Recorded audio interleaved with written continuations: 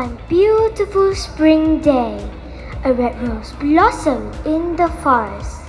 As it was looking around, a pine tree nearby then said, "What a beautiful flower! How I wish I was as lovely." Another tree then replied, "Dear pine, don't be sad. We cannot have everything." The rose turned and remarked, "It seems that I am the most beautiful flower in the forest." A sunflower then raised its yellow head and asked, "Why do you say that? In this forest there are many beautiful flowers. You are just one of them." The rose then replied, "I see everyone looking at me and admiring me." The rose then turned to the cactus. "Look at that ugly plant full of thorns." The pine tree then said, "Red rose, what kind of talk is this? Who can say what beauty is? You have thorns too."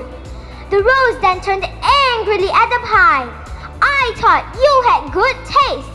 It seems that you don't know what beauty is at all. You cannot compare my thorns to that of a cactus." What a proud rose, thought the trees. The rose then tried to move its roots away from the cactus, but it couldn't move. A few days passed. The rose would look at the cactus and say insulting things like, "What a useless plant! How sorry I am to be its neighbor." The cactus would never get upset and even tried to advise the rose by saying, "God did not create any form of life without a purpose." All the other plants in the forest tried to stop the rose from bullying the cactus, but the rose was too swayed by its own beauty to listen to anyone. Soon, spring passed. The weather became very warm. Life was difficult in the forest as there was no rain. The garden dried up and there was no water left for the plants. The rose slowly began to lose its beautiful color and began to wilt. One day, the rose saw some sparrows stick their beak into the cactus, then flew away refreshed. This was puzzling for the rose, so the rose then asked the pine what the birds were doing. The pine tree explained that the birds were getting their water from the cactus. "Does it not hurt when they make holes?" asked the rose. "Yes, it does. But the cactus does not want to see the birds suffer," replied the pine. The rose then opened its eyes in wonder and exclaimed, "The cactus has water!" "Yes, and you can drink from it.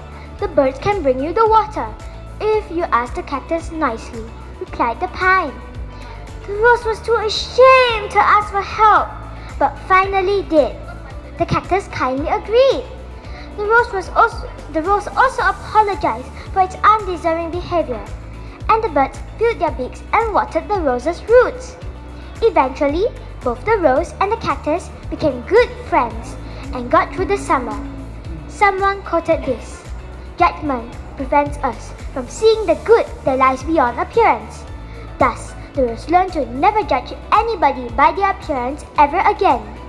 Dear friends, this story also teaches us that instead of being proud of ourselves and decrying others, let us learn to appreciate the special qualities of others. Thank you.